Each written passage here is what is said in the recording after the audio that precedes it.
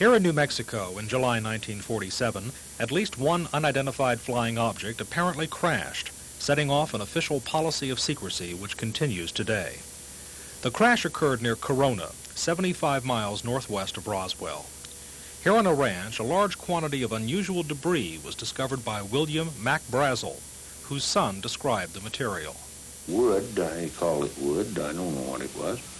It was something like balsa wood, but it wouldn't burn, and I couldn't cut it with my knife. Mac Brazel took a piece of the debris to his closest neighbor, Loretta Proctor. The piece he brought us looked like kind of a tan, light brown plastic is what it looked like.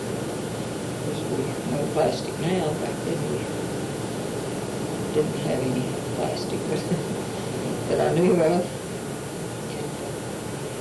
Then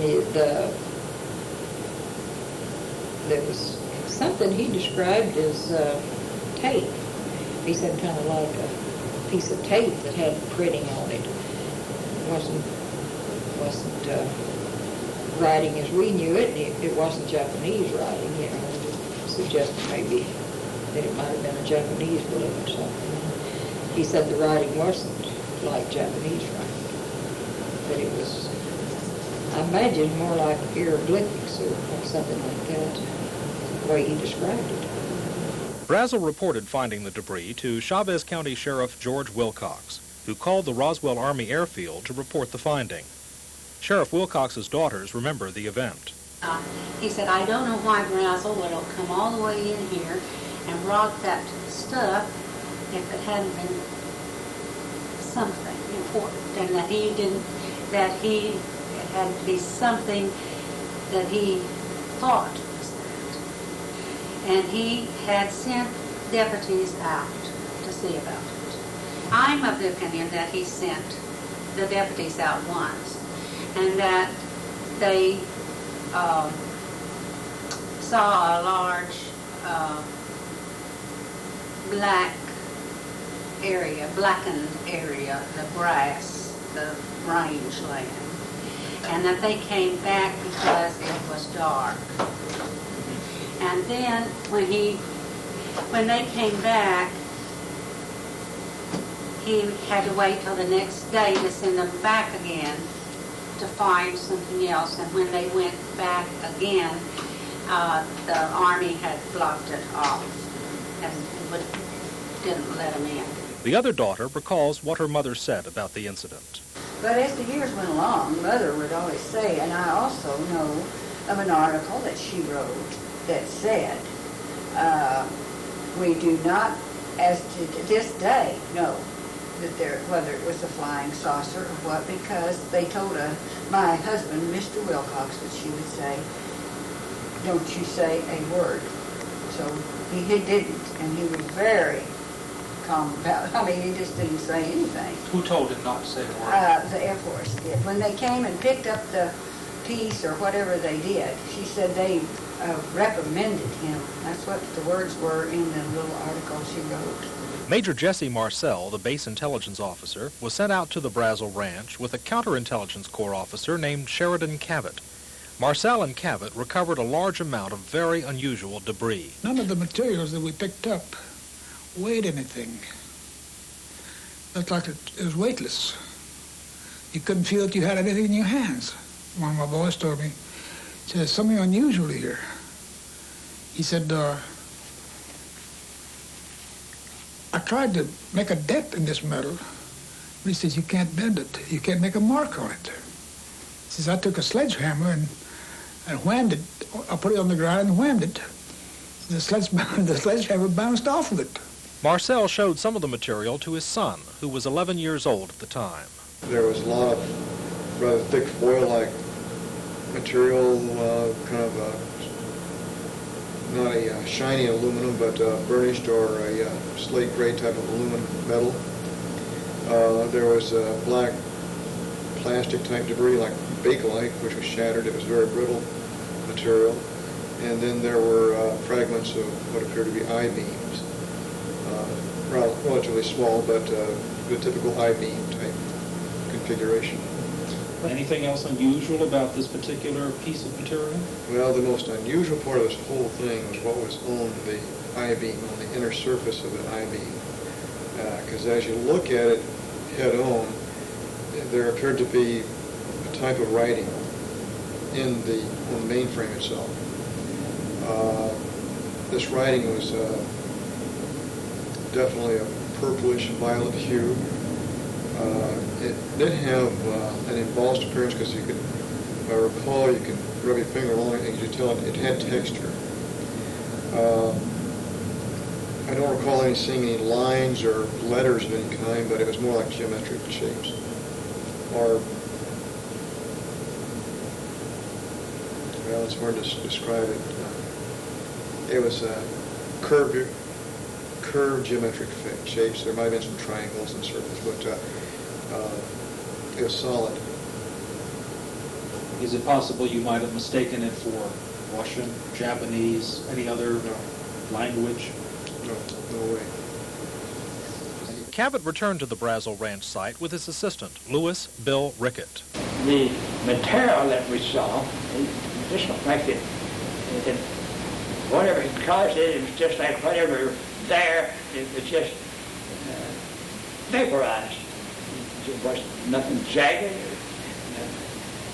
wasn't cut, it was just like it was been a big piece and was just some minor pieces. But some of them are curved, some of them were flat. I know that I walked around to the other side over the distance and up to where the airfield, at that time it was the military police, the provost marshal's office, and they had kind of a semi-guard out there allowing nobody in or out, and they gathered up that stuff as far as I can remember, and I know that it wasn't pliable, it was just as hard as it could be and just as light as felt. And it was enough there that they put some in I don't know what type, some kind of a weapons carrier, I think they called it, or a truck that the military had, and they put it in there, and the major took it with him. And I know that we, if I can recall right, I think that we had some, and that we had to box it up. It wasn't a big pack at all. But I know that a plane came in, and I think I knew the pilot that was on it, because he looked at me, and I knew him, he knew me, but he just shook his head as though he didn't want me to recognize him. So he just wanted to know something about a package, and at this time, Cabot was running the whole thing, and they left. I've heard various other sources that I'm not sure about, but I do know that later on,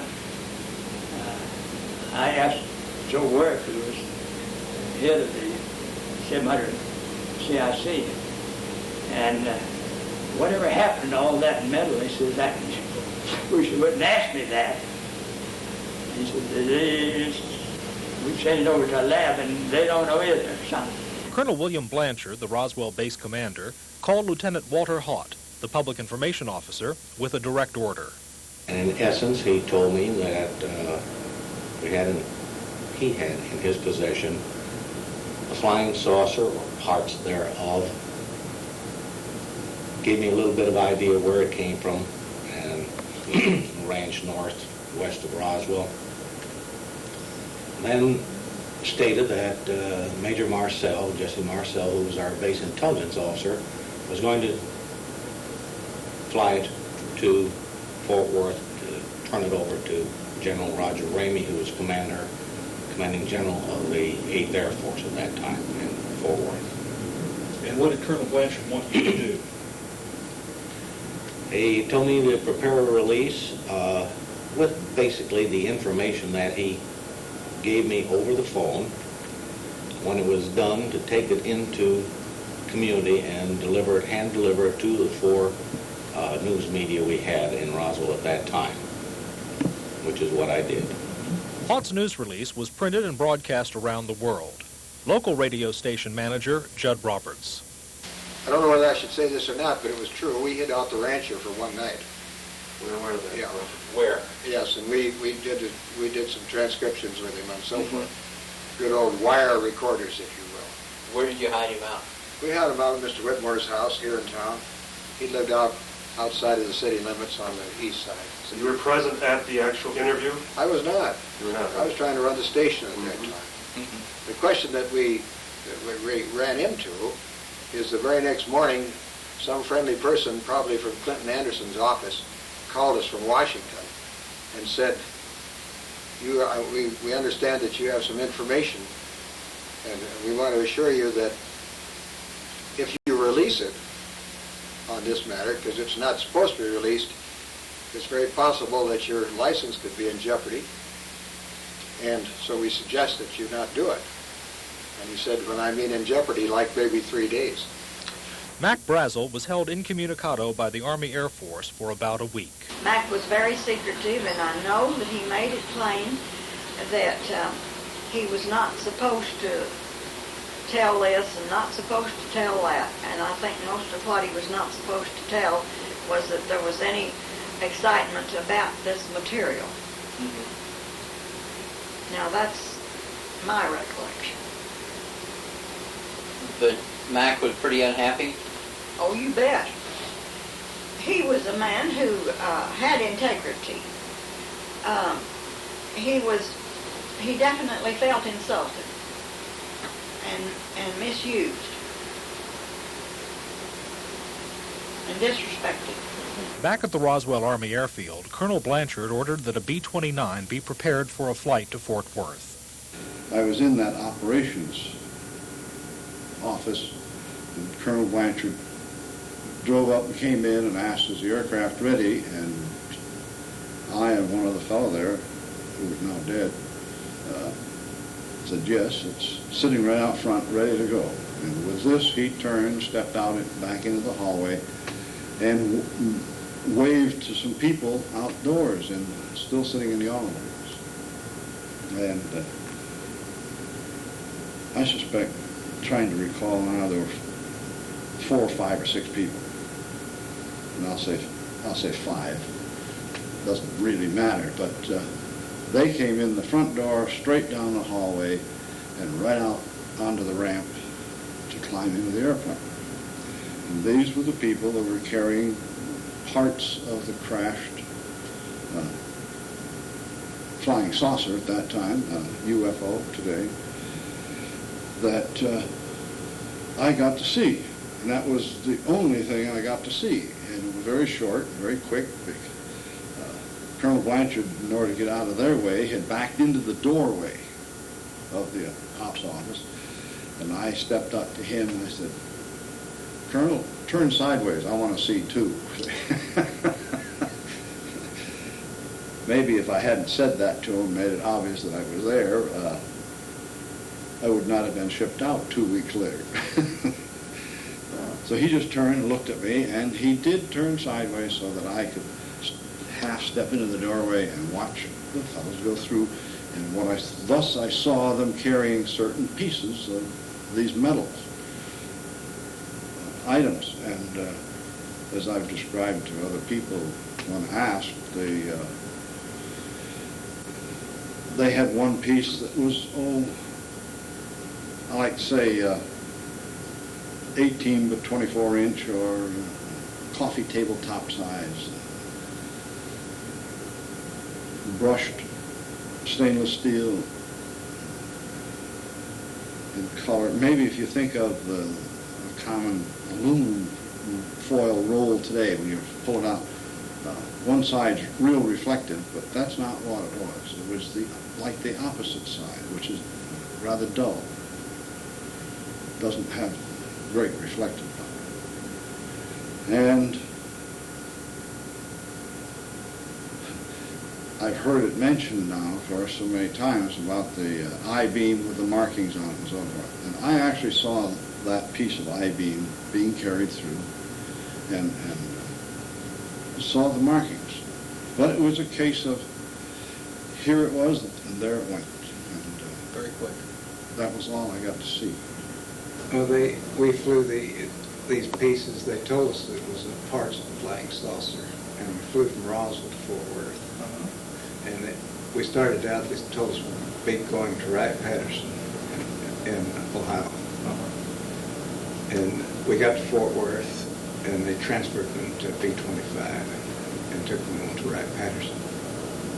And what did you do then? Then we returned to Roswell. Okay. Who do you recall was on board that B-29 when you left Roswell? Colonel Jennings was on board, and Colonel Barronslaw, Major Wunderlich, and Major Marcel was the ones up front. Okay. And who was it who told you that these were pieces of a flying saucer? I don't remember just who it was, but it must have been Captain Henderson. What did you think when you heard that? Well, it was first I'd heard of a bunch of flying saucers. So it didn't really mean a whole lot, I didn't. guess. What was it that was actually loaded on board that you saw? Well, we had it's just packages and wrapping paper, and one of them was triangle shaped, about 2.5 feet across the bottom, and the rest were in smaller packages, about shoebox size. The triangle shape, is that an unusual kind of packaging? It seemed to be. Yes. And this was brown paper on the outside? Right, with tape. And did you actually load this stuff? Yes, right. What was your feeling when you... Well, just like picked up an empty package. Is that right? Right. Very light. Right. General Ramey posed for news photographers with what he said was the wreckage. But his adjutant, Thomas Jefferson Dubose, says the material was really a weather balloon. There's no doubt in your mind, I gather, that the balloon story was a cover story. Absolutely none. We knew that it was a cover story, and whose idea it was, I haven't the vaguest idea, but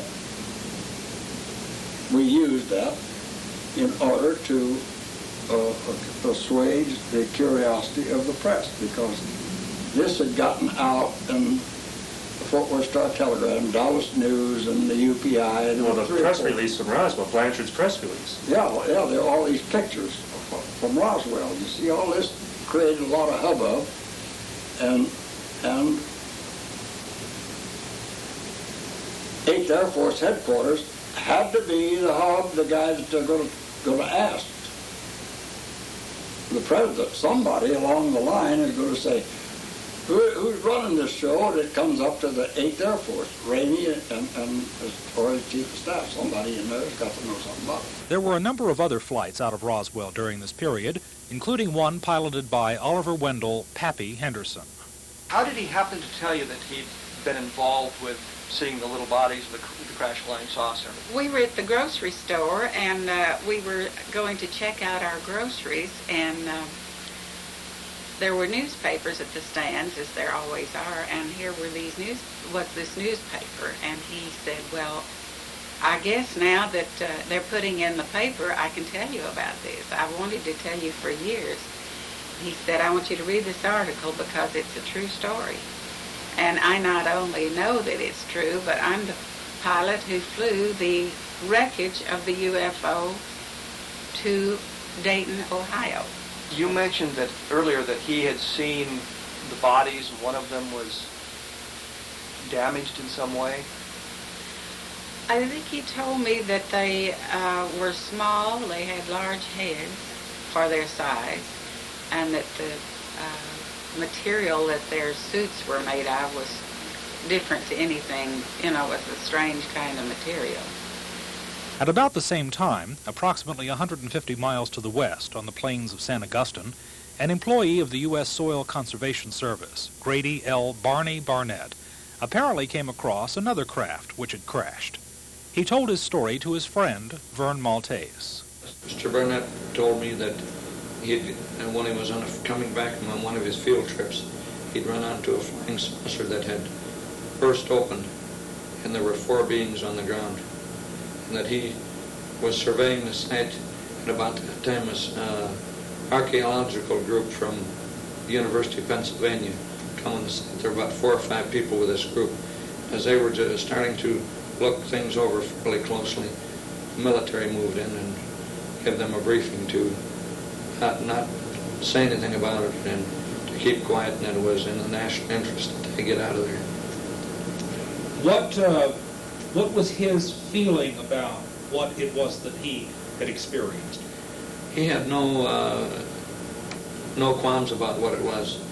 He said the vehicle from outer space without any question. The beings on there were not exactly like human beings. Similar, but not exactly. How did he describe them? He described them as being about 3.5 to 4 feet tall, very slim in stature, and with their heads were hairless, with no eyebrows, no eyelashes, no hair, and sort of a pear-shaped head with the top of the head being smaller, or larger, I mean. Any other characteristics about their appearance? Only one thing that he mentioned is the hands were not covered. They had 4 fingers. As a former military man, what do you think our government should do now that this story is out? I can't see any reason why whatever information they have is not released. I think any information or documents should be released, because most of the public believes they exist anyhow. And I think the population now is better prepared to accept this sort of thing than they would have been in 1947, right after World War II. There's probably reasons why they didn't want it released. I can't see any reason for not releasing it. Well, I think they should let the people know what's what on it. You'd like to know, yes? Yes. So in your heart of hearts, what do you think it was that was on that ranch, Roswell, 43 years ago? Some type of craft from outer space, from where I do not know. My feeling is that there's been so much that has been brought forward by legitimate people that there had to be something to it, and apparently that is what it was. It was something that crash landed out there in the desert. I'm a firm believer.